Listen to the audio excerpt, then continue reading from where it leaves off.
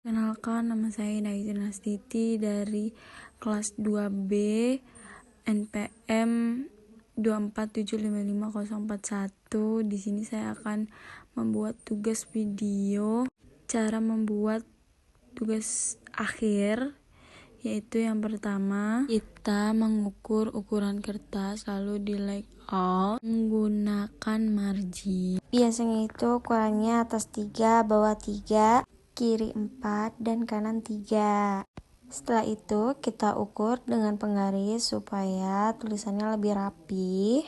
Habis itu kita ke home, ganti font yang menjadi Times New Roman, dan untuk judulnya itu biasanya menggunakan ukuran 14. Dan jangan lupa di tata tengah, lalu di bold khusus buat judul, kita tulis tugas akhir.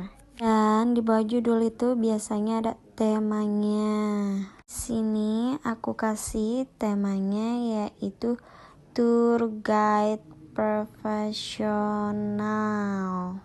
Setelah itu kita bold, terus kita garis miring buat tulisannya.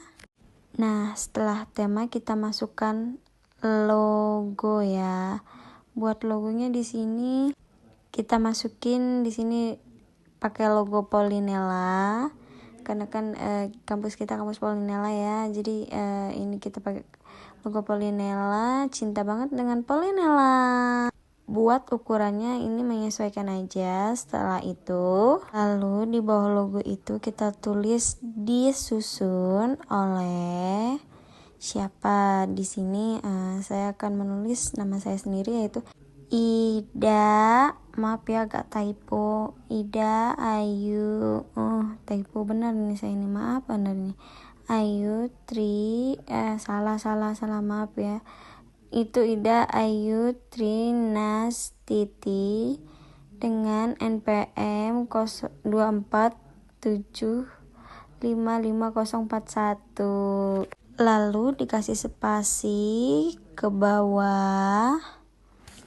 Biasanya ini tertulisnya nama fakultasnya ya, seperti Politeknik Negeri Lampung ya.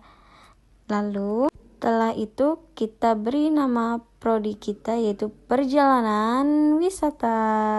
Nah, bawahnya itu kita kasih jurusan ekonomi dan bisnis. Lalu di bawahnya itu tahun kita akan membuat tugas akhir tersebut. Setelah selesai pembuatan cover, kita beralih ke bawahnya yaitu pembuatan kata pengantar. Biasanya ini kata pengantar ini diisi untuk ucapan terima kasih kepada pihak-pihak yang sudah terlibat. Setelah kata pengantar kita beri spasi sedikit aja biar nggak terlalu kebanyakan. Lalu kita beri daftar isi ya, buat kita mengisi. Daftar isi ini biasanya ini diisi setelah semua bab-bab selesai dikerjakan, baru kita buat daftar isinya supaya kita bisa melihat apa saja yang ada di dalam bab-bab tersebut dan isi-isinya. Lalu di sini kita sudah tulis bab 1, terus kita beri spasi lagi. Lalu kita beri tulisan pendahuluan.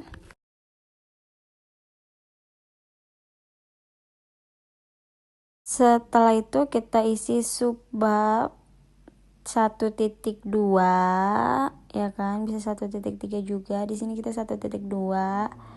Setelah itu kita akan spasi ke bawah, kita akan membuat bab 2-nya.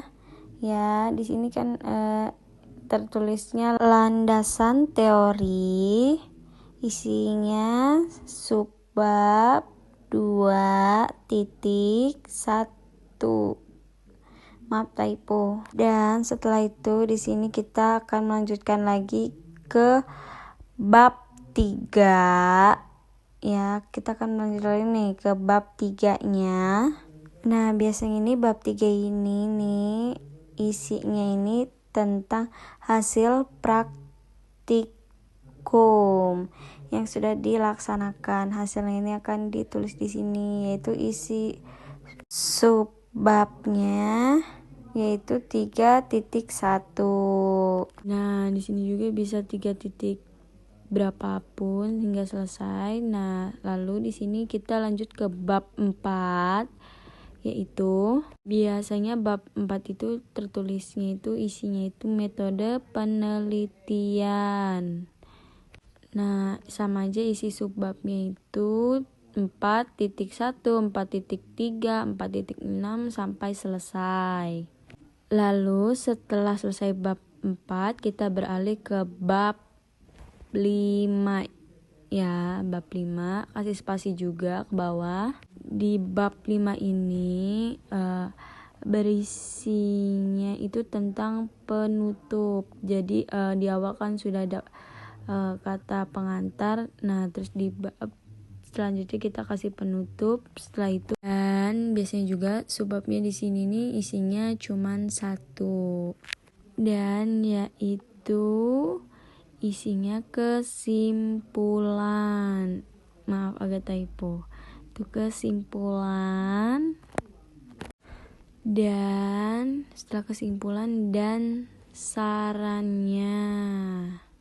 Lalu setelah bab 5 selesai, kita akan membuat tabel ya. Nah, lalu setelah itu kita beri spasi lagi buat kita beralih ke kertas selanjutnya ya. Lalu di sini kita akan melakukan membuat tabel. Nah, di sini kita biasanya itu ada di desain di insert table itu, lalu kita akan memberi tabel itu berapa dan ukurannya ini berapa.